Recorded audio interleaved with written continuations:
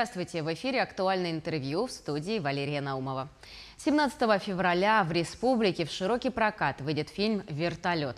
Якутский фильм Михаила Лукачевского стал триумфатором кинофестиваля «Киношок». Он получил главный приз фестиваля.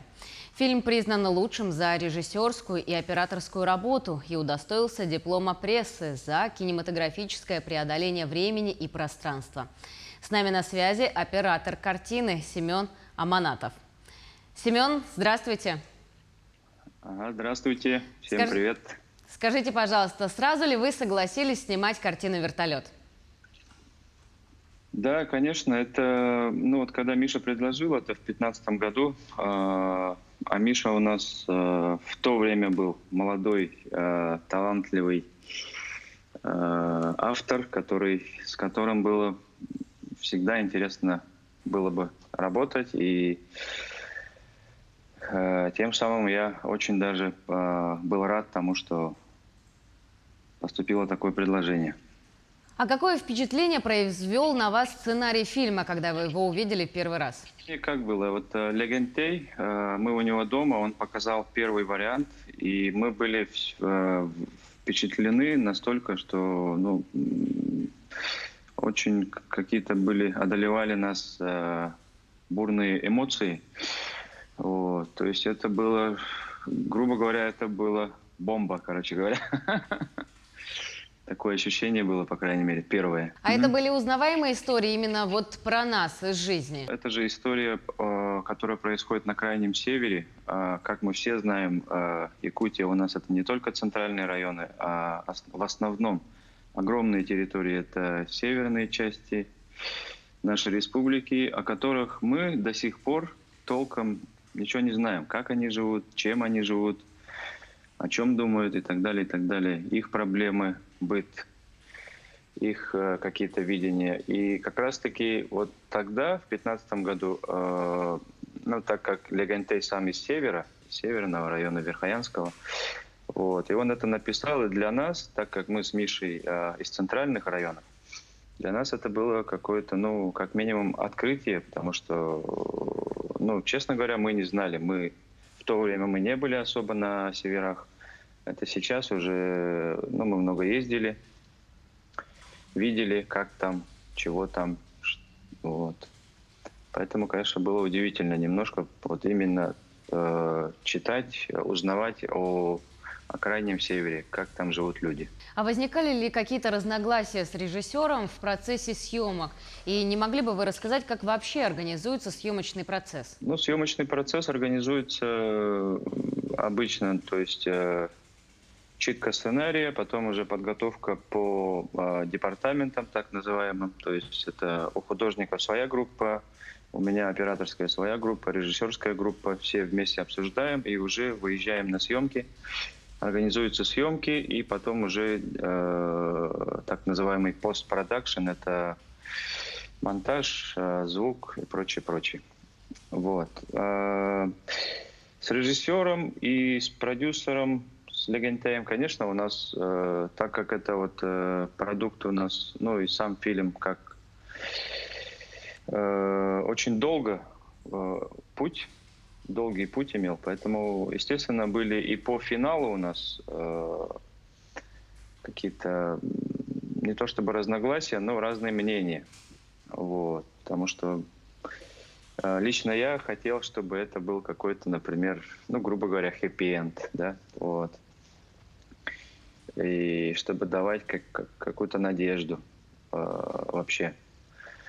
Вот. И, собственно, у режиссера были свои взгляды. И вот мы как-то это все очень бурно обсуждали. На экране сейчас получился это даже первоначальный вариант сценария.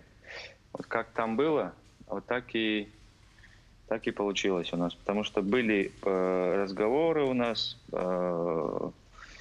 как это менять, именно финал. Но в итоге вот как было написано, так и получилось. Но мы обязательно уже в скором времени увидим его на широких экранах. Семен, расскажите, пожалуйста, какой опыт работы в кино был у вас до этой картины и в каких еще кинопроектах вы участвовали?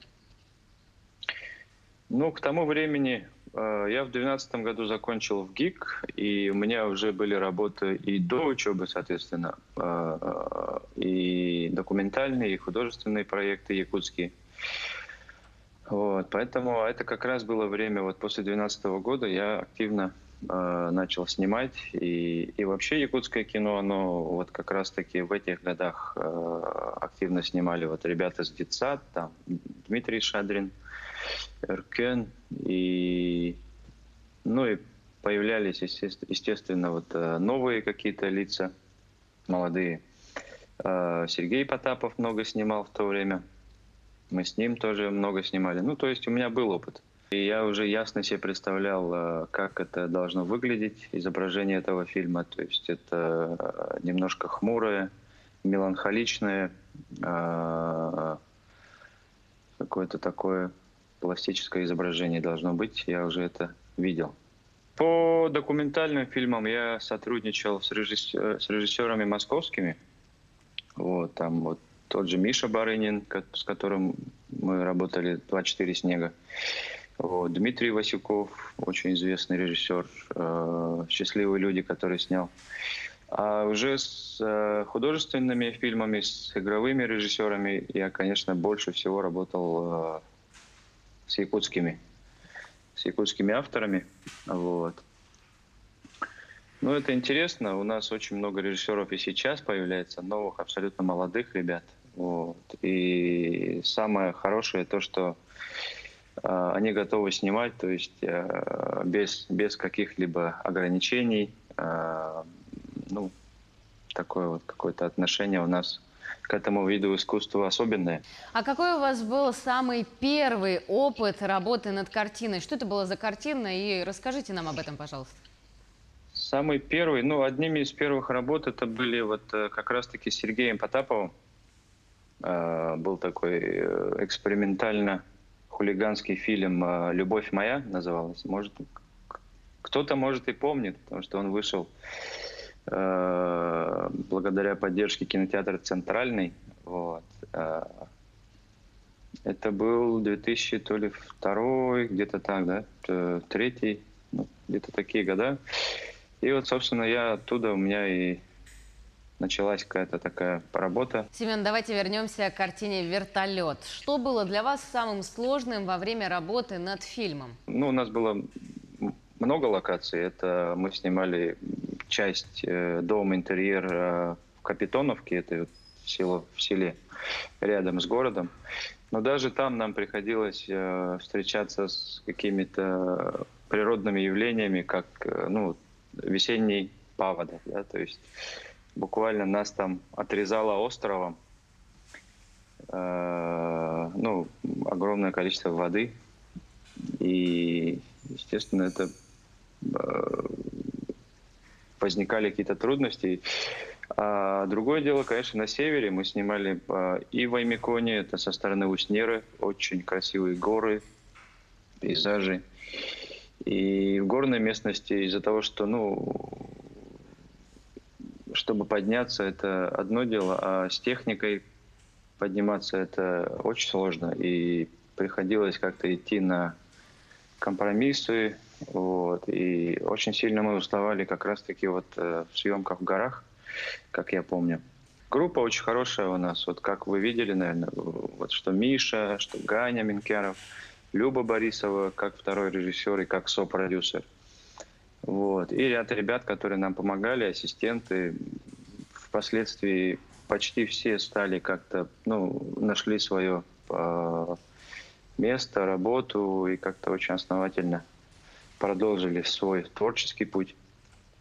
Вот. И, соответственно, то, что группа, она была очень дружной и какой-то сплоченной, то мы, конечно, особо каких-то трудностей, честно говоря, не ощущали. Хотя, конечно, они были.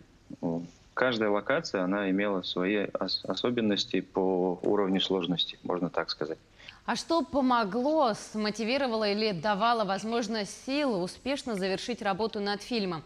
Ведь снимали картину с 2015 года. Я о себе скажу. Вот я оператор, там работаю на разных проектах. Соответственно, я не могу там каждый день думать только о проекте «Вертолет». Да? в течение этого периода. И, конечно, бывали моменты, когда как-то это все уходит, но потом кто-то напоминает, и мы возвращаемся в эту тему. И вот так у нас было с каждым, я так думаю. Ну, я думаю, все помогали тут, и потусторонние какие-то силы, и